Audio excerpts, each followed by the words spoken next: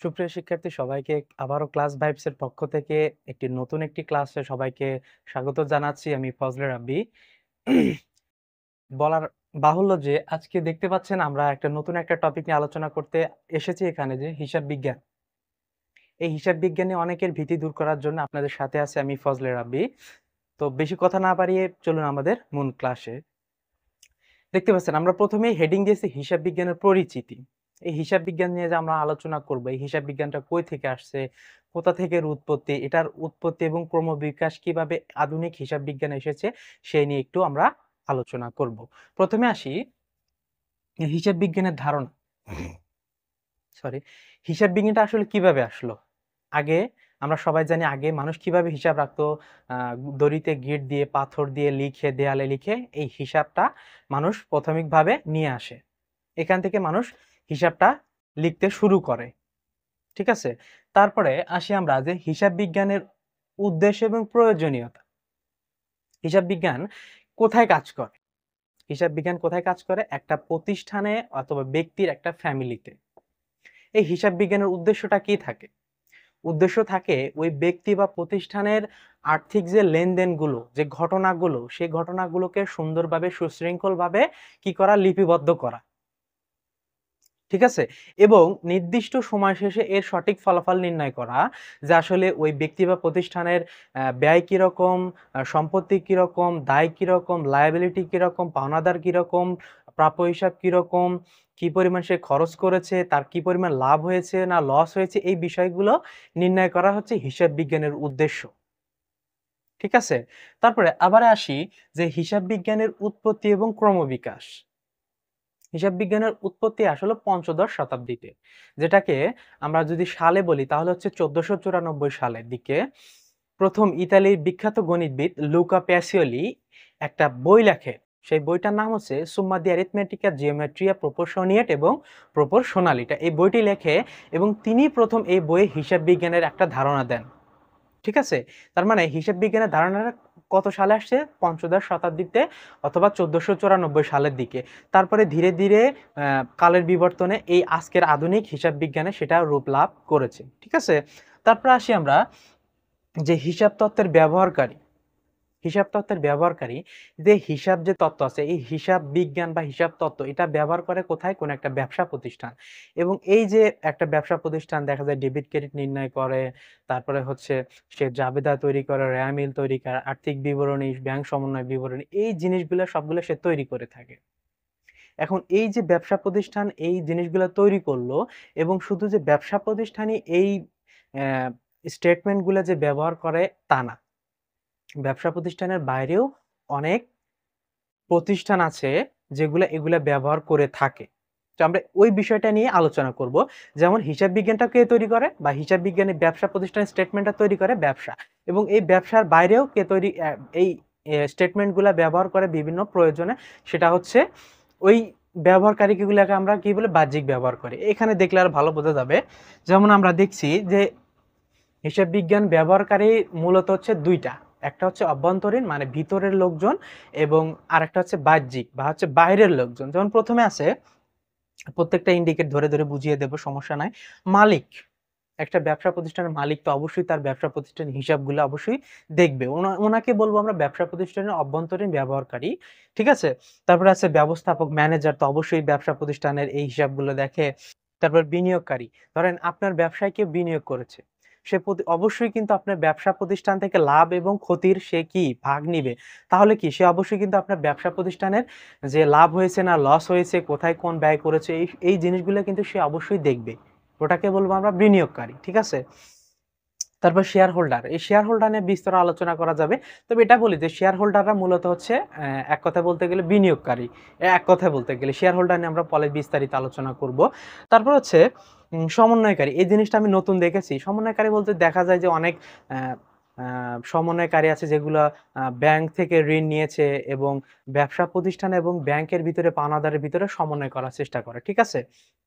তারপরে বাহ্যিক যে ব্যবহারকারীর ভিতরে আছে সেটা হচ্ছে সরকার। সরকার কিন্তু অনেক প্রত্যেক মাসে একটা বৃহৎ কোম্পানির কাছ থেকে যদি সে কর দেওয়ার মতো যোগ্য হয়, তার কাছ থেকে কিন্তু কর নিয়ে থাকে। সেক্ষেত্রে সরকার কি করে, অনেক প্রয়োজনে অনেক মামলা মোকদ্দমায় বা অনেক ভ্যাটের আদায়ের ক্ষেত্রেও বা ইনকাম ট্যাক্সের ক্ষেত্রেও সরকার কি করে, এই ব্যবসা প্রতিষ্ঠানের হিসাবগুলো দেখে যে আসলে তোমার ব্যবসা কত লাভ হয়েছে, কত লস হয়েছে। এই জিনিসগুলো দেখার পরে কিন্তু সে কিন্তু একটা সিদ্ধান্তে উপনীত আসে যে তোমার কাছ থেকে কত পরিমাণে ভ্যাট আমরা নিব। তারপর সে ঋণ দানকারী। এখানে আসি, এই ঋণ দানকারী এবং হচ্ছে বিনিয়োগকারীর ভিতরে একটা পার্থক্য আছে। মৌলিক পার্থক্য হচ্ছে, এই বিনিয়োগকারী কিন্তু যখন আপনার ব্যবসায় বিনিয়োগ করবে, তখন কিন্তু সে লাভ এবং ক্ষতির ভাগ দুইটাই সে কি করবে, বহন করবে। যদি লাভ হয় সে লাভের অংশ নিবে, যদি ক্ষতি হয় সে ক্ষতির অংশ নিবে। কিন্তু এই যে ঋণ দানকারী, এ কিন্তু আপনার প্রতিষ্ঠানে ঋণ দান করেছে। সে কিন্তু লাভ বা লস হোক, সে কিন্তু ওগুলা কোনো কাহিনী সে শুনবে না। সে আপনার থেকে সুদ সহ সে আসলটা ফেরত নিবেই। ঠিক আছে? তার মানে এখান থেকে বিনিয়োগকারী সে লাভ ক্ষতির অংশ নিবে, ব্যবসা প্রতিষ্ঠানের লাভ হোক বা ক্ষতি হোক। কিন্তু বিনিয়োগকারী কোনো লাভ ক্ষতির অংশ সে নিবে না। সে আপনার থেকে মূলধন সমেত সে সুদ সহ সে ফেরত নিবে। ঠিক আছে? মানে সে লাভ ক্ষতির কোনো দায় দায়িত্ব তার নাই। তারপর হচ্ছে পাওনাদার। অনেক সময় দেখা যায় যে অনেক পাওনাদার কিন্তু ব্যবসা প্রতিষ্ঠানের লাভ লস বা ক্ষতি, তারপরে হচ্ছে কত পরিমাণ লাভ করেছো, কত পরিমাণ লস করেছো, এই বিষয়গুলো কিন্তু দেখে সে একটা সিদ্ধান্ত আসে যে আসলে আমি ঋণ মওকুফ করব কিনা। তারপরে দেখা যায় যে আমি আসলে আপনার থেকে ঋণ জোর করে আদায় করব কিনা। এই বিষয়গুলা তারা হ্যান্ডেল করে থাকে। ওটাকে আমরা বলবো বাহ্যিক ব্যবহারকারী। তারপর আছে হিসাব নিরীক্ষক। এটাকে আমরা বাংলা ইংরেজিতে বলি হচ্ছে অডিট। অনেক সময় দেখা যায় যে ইনকাম ট্যাক্স বা অনেক অডিট আসে, যেগুলো হচ্ছে আপনার ব্যবসা প্রতিষ্ঠানের লাভ ক্ষতি, এই বিষয়গুলো তারা অডিট করে, পুঙ্খানুপুঙ্খভাবে অডিট করে এবং ব্যবসা প্রতিষ্ঠানে আসলে তারা বিনিয়োগ করবে কিনা এবং আপনার ব্যবসাটা কতটুকু ফলপ্রসূ, ভবিষ্যতে কতটুকু আপনার ব্যবসাটা গ্রো করবে, এই বিষয়গুলো তারা দেখে থাকে। এগুলো কিন্তু হচ্ছে প্রতিষ্ঠানের বাইরে থেকে আসা এই লোকজনগুলা। তাই এই বোঝা গেল যে হচ্ছে অভ্যন্তরীণ এবং বাহ্যিক ব্যবহারকারী। এটা আমি কেন পড়াচ্ছি, কারণ এখান থেকে প্রত্যেক পরীক্ষাতে, বোর্ড পরীক্ষাতে একটা না একটা না দিবে। এর ভিতর থেকে একটা দিয়ে বলবে যে আসলে এখানে কোনটি অভ্যন্তরীণ ব্যবহারকারী এবং কোনটি বাহ্যিক ব্যবহারকারী।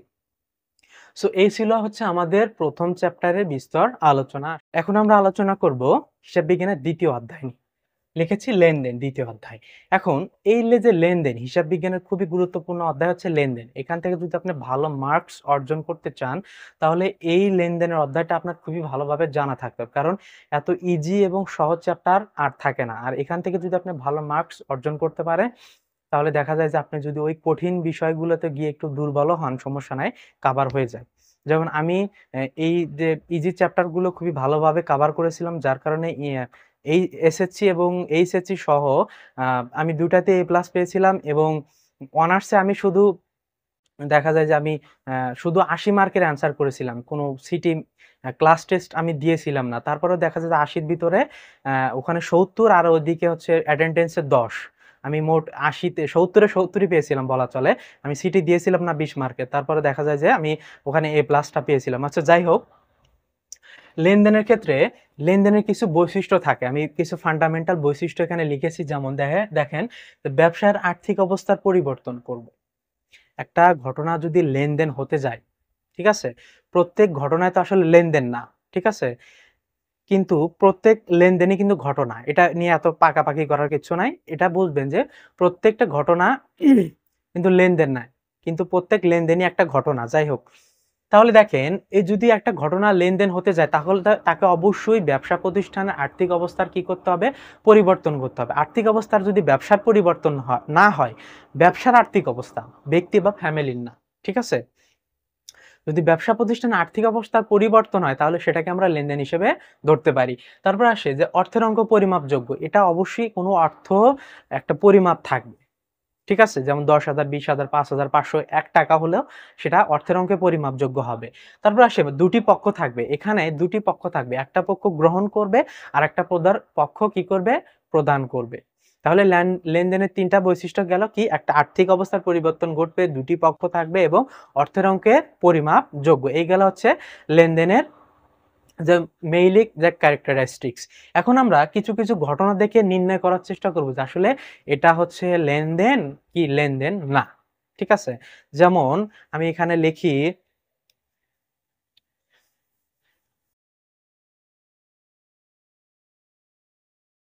একটা ঘটনা আমি লিখলাম যে ১০,০০০ টাকা দিয়ে বা নিয়ে লিখলাম ব্যবসা শুরু করা হলো। ঠিক আছে, লিখলাম। আরেকটা লিখি যে পণ্য ক্রয়ের ফরমাইশ প্রদান কত, এখানে দিলাম 20,000 টাকা। ঠিক আছে, আবার 3 নাম্বার দিলাম যে কর্মচারী নিয়োগ কত, 10,000 টাকা। 4 নাম্বার পণ্য ক্রয় 20,000 টাকা। এখন দেখেন, এই যে আমি 4টা এখানে ঘটনা লিখেছি, ঠিক আছে? আমি আগে লেনদেন বলছি না, ঘটনা লিখেছি।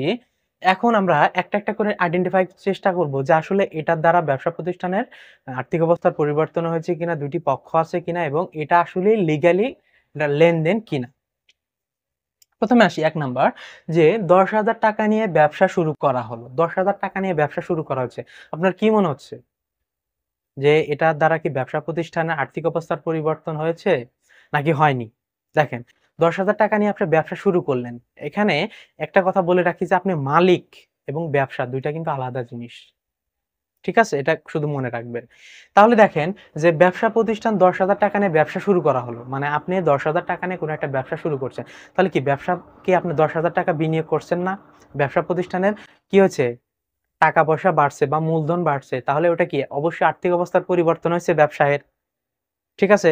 তাহলে এটাকে আমরা নিঃসন্দেহে লেনদেন ধরতে পারি। তাহলে এটাকে যেহেতু লেনদেন, আমরা লেনদেন টিক দিয়ে দিলাম। এটা একটা লেনদেন। আবার দেখি যে পণ্য ক্রয়ের ফরমাইশ, বা এখানে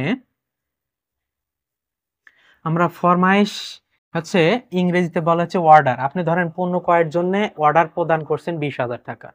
আপনি বলেছেন, ওই যে দেখা যায় যে অনেক মুদি দোকানে আসে না?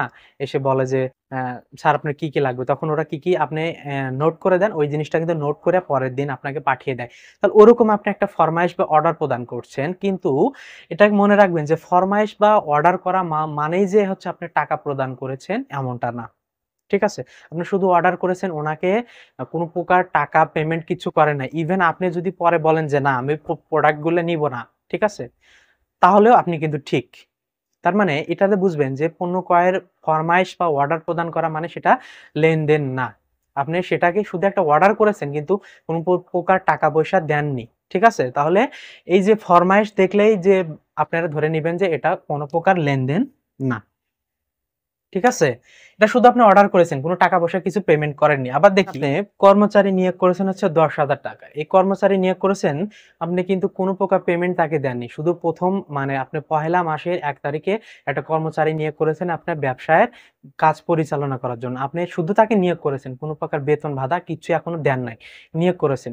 এটা তখনই লেনদেন হবে যখন আপনি তাকে বেতনটা প্রদান করবেন। তার মানে কি? আপনি নিয়োগ করেছেন কিন্তু বেতন এখনো দেননি। তার মানেও এটাও কি হবে না?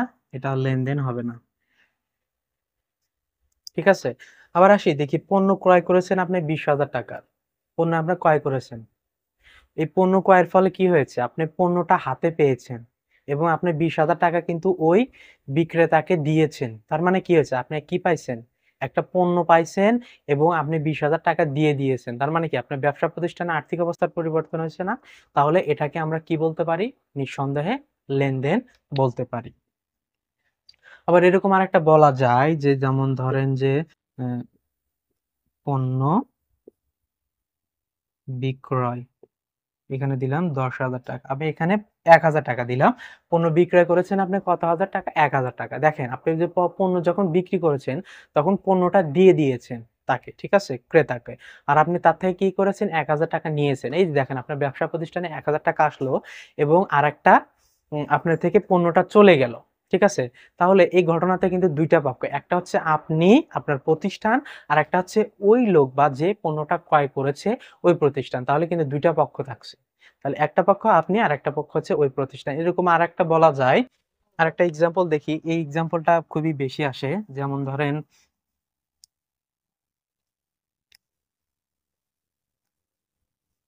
মালিক বাইক বা হচ্ছে মোটর সাইকেল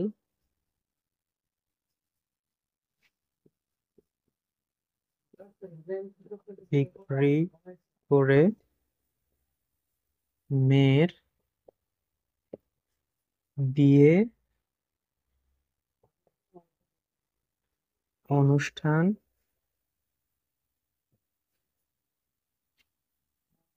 করলেন। ঠিক আছে, এখানে ধরেন উনি বিক্রি করছে 50,000 টাকা। ঠিক আছে, এখন ধর মালিক নিজের বাইক বিক্রি করছে এবং সেই বাইকের টাকা দিয়ে সে নিজের মেয়ের বিয়ের জন্য বিয়েতে খরচ করেছে। তাহলে এটা কি লেনদেন হবে? একটু ভেবে বলেন তো। না, অবশ্যই লেনদেন না। কারণ সে নিজের বাইক নিজে বিক্রি করেছে এবং মেয়ের বিয়ের কাজে সে কি করেছে? খরচ করেছে। এইটা লেনদেন হতো যদি সে যে মালিক নিজের বাইক বিক্রি করেছে এবং সেই বাইকের বিক্রয়লব্ধ টাকা সে ব্যবসায় বিনিয়োগ করেছে। ঠিক আছে? তাহলে ব্যবসাতে অবশ্যই টাকা বেড়ে গেল। তাহলে এটা কি হতো? লেনদেন।